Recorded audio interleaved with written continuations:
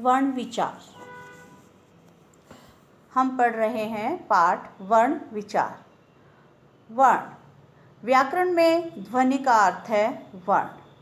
वर्ण भाषा की वह सबसे छोटी ध्वनि है जिसके और टुकड़े नहीं किए जा सकते, अर्थात मौखिक भाषा में प्रयुक्त ध्वनियों को जिन लेखन चिन्हों के द्वारा प्रकट किया जाता है उन्हें वर्ण कहते हैं। जैसे यहाँ पर ग की ध्वनि के लिए ये चिन्ह है, तो ये वर्ण है। हमारे हिंदी में जो स्वर और व्यंजन है वो मौखिक ध्वनियों के चिन्ह हैं और जिन्हें हम वर्ण कहते हैं। वर्णमाला वर्णों के व्यवस्थित समूह को वर्णमाला कहते हैं। हमारी वर्णमाला में कुल 52 वर्ण है और यह वर्णमाला मिली है स्वर और व्यंजन से मिलकर।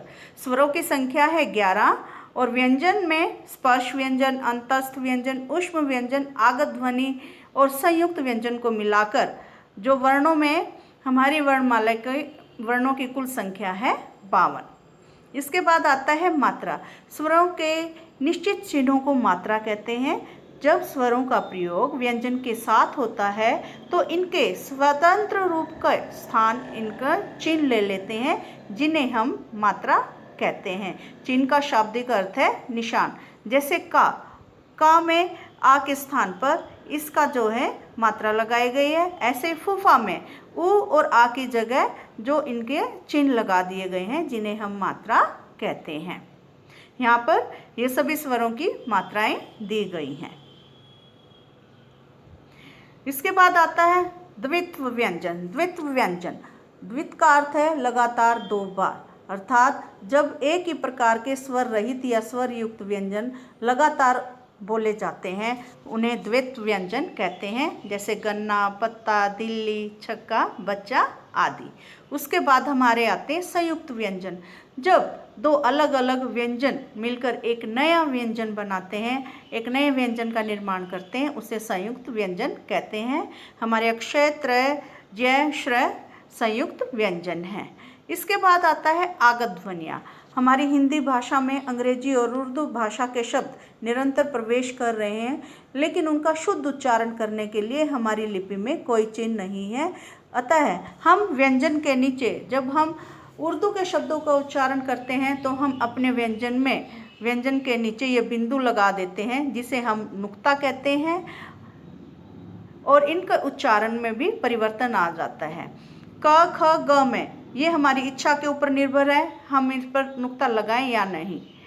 किंतु ज और फ में जब हम बिंदु लगा देते हैं, और यह अनिवार्य भी है, और इनके उच्चारण में भी परिवर्तन आ जाता है। ज से ज और फ से फ। और यहाँ पर कुछ शब्द भी दिए गए हैं, कर्ज, ताज़ा, जिंदगी, जिल्लत। अब यहाँ पर देखिए, बिना नुक्ता के जर्रा का अर्थ है छोटा सा, और जर्रा का अर्थ है बुढ़ापा। अंग्रेजी के शब्दों में भी यह नुक्ता जब बोलते हैं, जैसे is, cough, fail, fight, fine आदि। इसके बाद आता है अर्धचंद्राकार। ये जो अर्धचंद्राकार है ये लगता है अंग्रेजी के शब्दों के लिए, जहां आ और ओ के बीच की ध्वनि होती है, उसको लिखने के लिए यह अर्धचंद्राकार मात्रा के ऊपर लगा दिया जाता है। जैसे आपके शब्द हैं हॉट अंग्रेजी का शब्द है और जिसका गर्म है। हार्ट हिंदी का शब्द है, अर्थ है बाजार। बॉल गेंद, बाल सिर के बाल, कॉफी और काफी। ये इस तरह से इनमें अंतर है। आप डॉक्टर लिखते हैं, उसके ऊपर भी आपको याद है आ की मात्रा के ऊपर अर्धचंद्राकार लगाया जाता है, और जो आगत ध्वनि है। इसके बाद आता ध्वनि, वर्ण और अक्षर। यह भी बहुत महत्वपूर्ण प्रश्न है कि ध्वनि, वर्ण, कई बार हम वर्ण को ही अक्षर कह देते हैं, जबकि वर्ण और अक्षर बिल्कुल अलग अलग होते हैं, और ध्वनि तो सर्वथा ही अलग होती है। ध्वनि केवल बोली और सुनी जाती है, और वर्ण जब ध्वनि को चिन्ह के माध्यम से लिखा जाता है, अर्थात उसके लिए जो निश्चित चिन्ह है उस ध्वनि को उस चिन्ह के माध्यम से प्रकट करते हैं, तो वो कहलाती है वर्ण। जैसे यहाँ पर हमने क, अ, ल, आ, और ये जो भी मैंने लिखा हुआ है वर्ण में जो व, अ, अण, के फिर क ए, यानी ये जितना भी जो शब्द बने हैं ये वर्णों से, स्वर और व्यंजन से मिलकर तो बने हैं, और ये स्वर और व्यंजन ही क्या है, हमारे वर्ण हैं। लेकिन जब व्यंजन के साथ स्वर का मिलान होता है तो वह अक्षर बन जाता है, और सभी स्वर भी अक्षर कहलाते हैं, लेकिन व्यंजन को हम अक्षर नहीं कहते। अक्षर के लिए स्वर का होना जरूरी है। जैसे यहाँ पर ये देखिए आपका क अ क अक्षर है, और क अ ये व्यंजन है। ल आ ये क्या है, वर्ण है, लेकिन ला अक्षर है। भ ई ये दोनों वर्ण हैं और भी अक्षर है। ऐसे ही प्रेम, कबीर जी ने कहा ना, 2.5 अक्षर प्रेम का पढ़े सो पंडित होए। कबीर जी को भी पता है कि प्रेम में, प्रेम शब्द जो है 2.5 अक्षरों से मिलकर बना है। अब आप ये देखिए, ये 2.5 अक्षर कौन से हैं, ये अक्षर है प में स्वर नहीं है, व्यंजन अकेला है, इसलिए ये आधा हुआ। और रे और में, म, इन दोनों में स्वर हैं, इसलिए ये क्या है, एक अक्षर, म एक अक्षर, रे 2 अक्षर और प आधा अक्षर, अर्थात 2.5 अक्षर प्रेम का। ऐसे ही अबीर में, अब अबीर में मैंने जान के ये शब्द लिया क्योंकि इसकी शुरुआत ही स्वर के साथ हुई है। अब बोलोगे मैम इसके साथ व्यंजन नहीं है, कोई बात नहीं, व्यंजन नहीं है, पर स्वर स्वतंत्र उच्चारण किए जाते हैं, स्वतंत्र हैं, इसलिए इनको अक्षर के अंतर्गत रखा जाता है।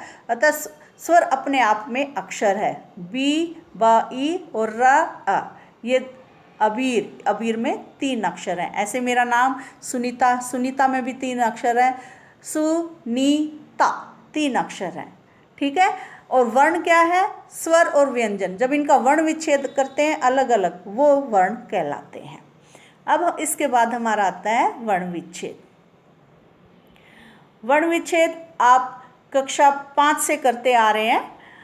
जब वर्णों को अलग करके, अर्थात स्वर और व्यंजन को, शब्द को जब हम वर्ण विन्यास करते हैं तो स्वर और व्यंजन को अलग अलग करके लिख देते हैं। जैसे माता, जैसे म, आ, ते, आ, इसे हम बोलते हैं वर्ण विच्छेद।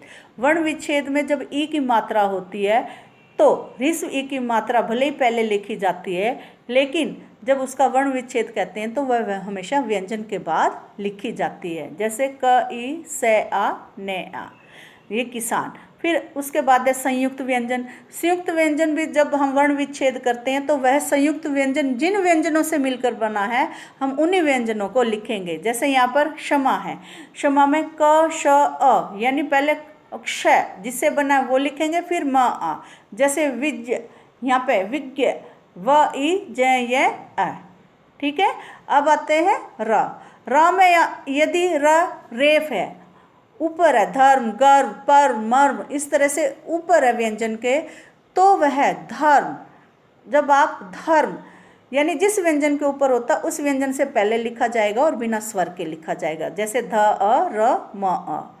अब क्रम, रै पदेन होता है, पदेन, रै पदेन है तो वह र स्वर के साथ होता है, और जिस व्यंजन के पैर में होता है वो व्यंजन बिना स्वर के होता है। क, र, अ, क्र, म, अ, क, क्रम। अब आप देखो उच्चारण में ही अंतर आता है, वो धर्म पर मैं अब कर्म बोल रही हूँ और फिर क्रम बोल रही हूँ, अपने आप से ही आपको पता चल जाएगा। ड्रम, ड्रम में ड, ढ, ट, इन व्यंजनों में जो है ये र तिरछी रेखा के रूप में लगता है, ये वी सी उल्टी वी लगा देते हैं, और जब इसका आप उच्चारण करेंगे ये भी पदेन है, इसलिए र के साथ पूरा स्वर आएगा। इसके बाद फिर ये हमारा र में जैसे ग्रह और गृह है। अब इसमें भी अंतर है, ग में जो सीधी रेखा तिरछी रेखा वो र है, और लेकिन जो उल्टी सी लगी हुई वो री ऋषि की मात्रा होती है, गृह। इसका उच्चारण भी र में ई लग जाती है, गृह, गृह का अर्थ होता है घर, ग री ऋषि, और ग्रह ग र ए। फिर उसके बाद आता है हमारे जो अयोग वहाँ है, अनुनासिक, अंग और अह। अगर इन शब्दों का हमें वर्ण विच्छेद करें तो ये जिस स्वर की मात्रा के ऊपर होते हैं उसी स्वर के ऊपर इनको लगाया जाता है। चांदनी, जैसे च, आ के ऊपर है चंद्र बिंदु, तो चंद्र बिंदु आ के ऊपर ही आएगा। य के पीछे विसर्ग है, तो जब य का वर्ण विच्छेद करोगे य जमा अ, और वो विसर्ग उसी स्वर के साथ आएंगे, क्योंकि अयोग वाहा ऐसी ध्वनि है, इनका हम उच्चारण ही नहीं कर सकते। ये हमेशा स्वर के सहायता से इनका उच्चारण किया जा सकता है। अब आते हैं हृदय। हाँ में जब र का रूप आता है, आप ये देखो यहाँ से ये हृदय, ये जो उल्टी सी है, आपको पता है ये री ऋषि की मात्रा, उच्चारण भी हृदय। फिर छिन, हा के जब हा बिना स्वर के होता है तो उसमें स्वर नहीं होता, हा के नीचे हलंत होता है, च ई ह न आ। डन। अब आपको याद रहेगा, अन्य उदाहरण आपकी पुस्तक में है। फिर इसके बाद हमारे जो ये ध्वनियाँ हैं कुछ यहाँ पर, जैसे अक्त, द्य, अत। अब अक्त में आधा कै और तय, द्य में द के नीचे हलंत और य, अत।